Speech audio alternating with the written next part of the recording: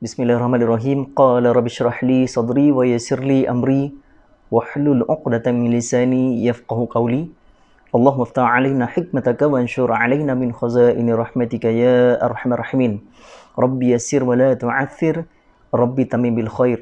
Allahumma salli ala sayyidina Muhammad. Assalamualaikum warahmatullahi wabarakatuh kepada sidang penonton yang dirahmati Allah Subhanahu wa taala sekalian. Jadi terima kasih kepada sudi menonton channel saya ni, Suwangi Attar. Terima kasih kerana sudi like, share dan juga komen dekat YouTube saya. Terima kasih banyak-banyak. Okey, hari ni kita bahaskan lagi berkaitan dengan isu wuduk.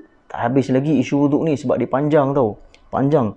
Kalau perbahasan melalui kitab Turath tu, kitab lama tu tentang bab fardu ain tu dia lama tu, dia panjang, memakan masa berbulan-bulan ataupun berminggu-minggu. Tapi kita simpulkan saja soalan ataupun jawapan kepada persoalan yang ramai yang bertanya kepada fikiran mereka. Kenapa wuduk ni begini dan sebagainya, dan hukum-hukum fiqh. Jadi tuan-tuan dan puan-puan yang dirahmati Allah Ta'ala sekalian, stay bersama dengan saya, Suwangi Attar. Jadi insya-Allah kita jumpa lagi lepas ni.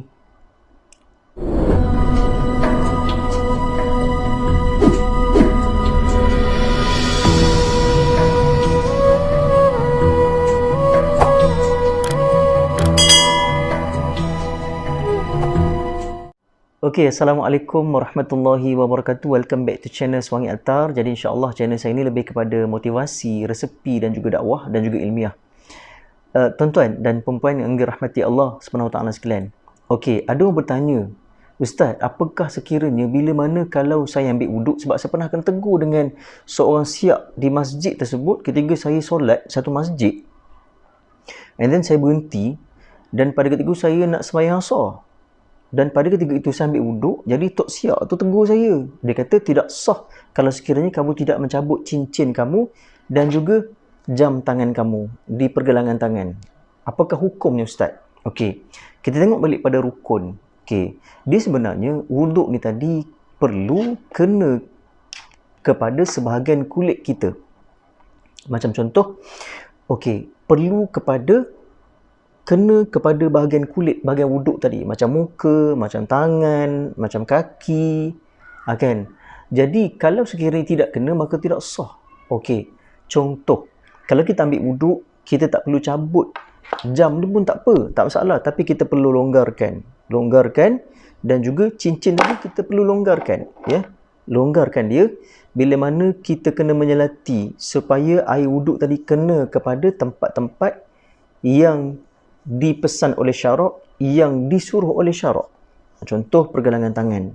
Okey. Dan kalau sekiranya ada kesan cat dan sebagainya, kita perlu buang dulu cat tadi. Buang, kikis elok-elok, pakai something chemical untuk buang balik apa yang terkena kepada tangan kita tadi, macam contoh cat. Okey, kalau sekiranya kalau terkena dakwat pen, contoh dakwat pen ni dia menyerap masuk dalam kulit, suka nak buang, tak apa, dimaafkan. Tapi kalau sengaja kita tak buang, kita biarkan, kita ambil wuduk, maka tidak sah ataupun jatuh pada makruh. Tapi kalau sekiranya kita dah buang, dah tak boleh juga, maka dikira sebagai sah dan diterima wuduk kita tadi. Ya, itu saja. Tuan-tuan dan puan-puan yang dirahmati Allah SWT sekalian. Okey, kalau sekiranya tangan kita terpotong, okey, kita nak ambil wuduk, tangan kita terpotong, aksiden dan sebagainya, ataupun contoh, tiba-tiba kita pergi kilang, kita kerja kat kilang tersebut, tiba-tiba tangan kita tersepit dan juga terpotong tangan kita, maka pada ketika itu dia jadi khilaf sama ada kita perlu basuh atau tidak. Dia sebenarnya tuan-tuan dan puan-puan yang dirahmati Allah Ta'ala sekalian, dia sekadar syarat sahaja.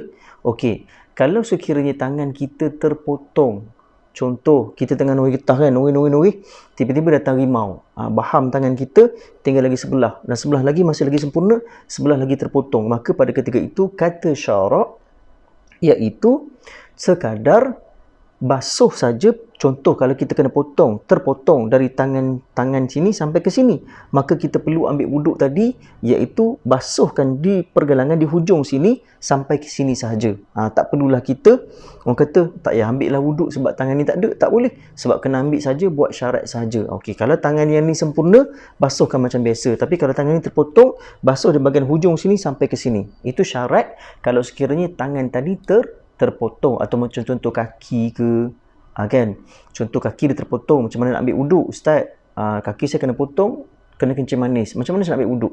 So kalau sekiranya tangan kita tadi, kaki kita tadi terpotong, ada kesan luka atau kudis, ambil saja spray ataupun air wuduk, lalukan sahaja, tapi jangan kena pada tempat yang luka tersebut. Ada orang bertanya pada saya, Ustaz, saya pernah baca dalam satu kisah Rasulullah SAW, seorang daripada sahabat Nabi melihat ketika Nabi berwuduk, Nabi pernah menyapu sebahagian keseluruhan kepalanya. Betul ke tidak? Ya, betul. Ada hadis yang menyatakan Nabi ambil wuduk, Nabi menyapu sebahagian ataupun kesemua ataupun keseluruhan kepala beliau. Tapi kalau kita mazhab Syafi'i, kita disunatkan saja untuk menyapu kepala sahaja, di ubun-ubun sahaja.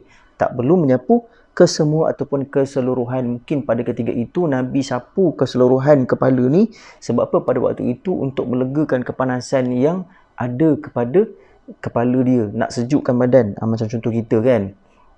Jadi pada ketika itu, kalau mazhab Syafi'i, disunatkan saja untuk menyapu sebahagian ataupun keseluruhan kepala. Nak sapu boleh, tak nak sapu tak boleh. Tak nak sapu pun tak apa, sebab dia khilaf sahaja yang ditentukan oleh syarak.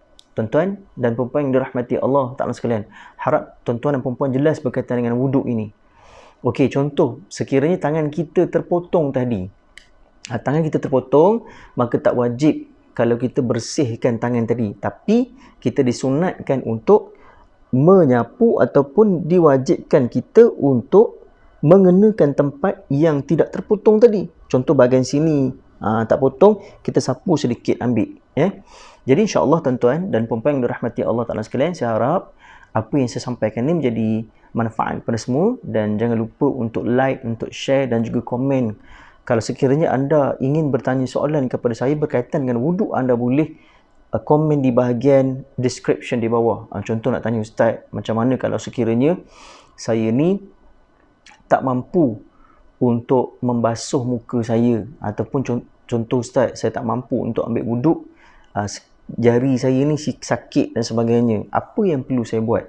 Dan contoh sekiranya, ya Ustaz, cuping telinga saya ni tak ada kat sebelah, macam mana saya nak buat? Ustaz, contoh kalau sekiranya saya nak berwuduk, tiba-tiba hidung saya tak ada, tapi bila saya sapu air, masuk air basuh muka, takut masuk air dekat dalam rongga hidung ni, tersumbat pula hidung saya dah air tadi. So macam mana? Dan juga macam mana conclusion ataupun solusi kita perlu buat mengikut hukum syarak yang telah ditetapkan mengikut hukum fiqh.